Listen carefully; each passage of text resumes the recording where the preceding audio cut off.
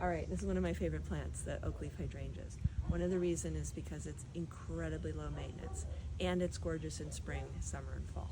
But you never need to touch it, except when there's broken branches or when things are overgrown, because you can't really get by.